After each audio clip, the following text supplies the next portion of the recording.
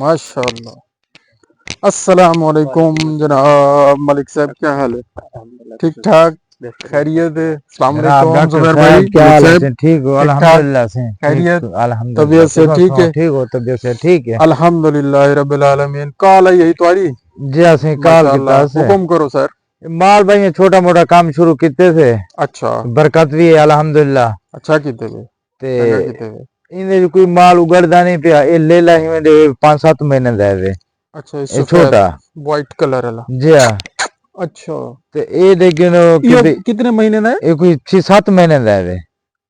अच्छा अच्छा अच्छा अच्छा, बिल्कुल सुक्या खड़े से, इनको हाँ पेट दे कीड़े हैं। ये ऊपर ही लेला खड़े वे माशाल्लाह। ओ इन्हें को 1.5 महीना बड़ा है वे।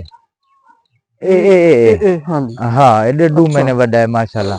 तो इनकी सेहत सही तरीके नहीं देखो उगड़ती पे। कितना फर्क है। उनकी वजह यह है कि जिस टाइम जानवर दे विच पेट दे कीड़े होंदे न,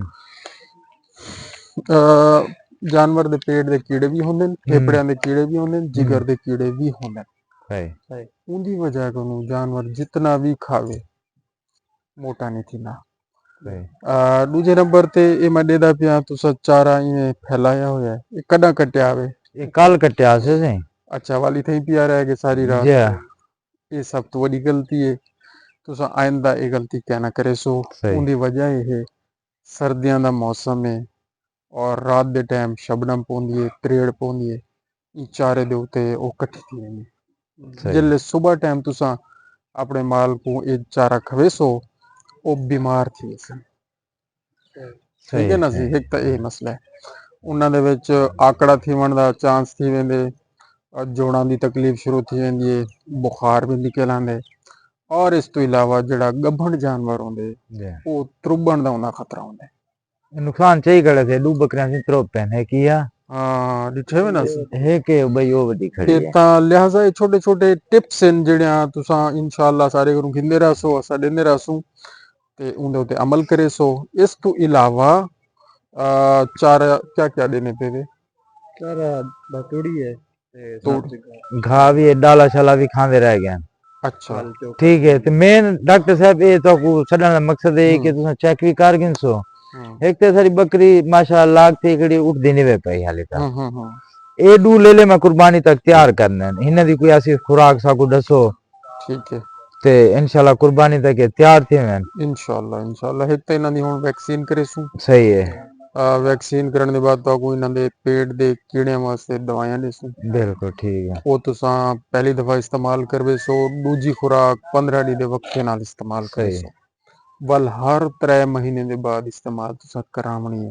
ठीक है ठीक है, तुसां राब्ते च रहो। बिल्कुल सही और साहब। वल हर 3 महीने 4 महीने बाद सारे कने एक वैक्सीन बई आ वेंदी होंदी है सही है मौसम दे मुताबिक। आजकल नमूनिया दी वैक्सीन है वो असां करनी है।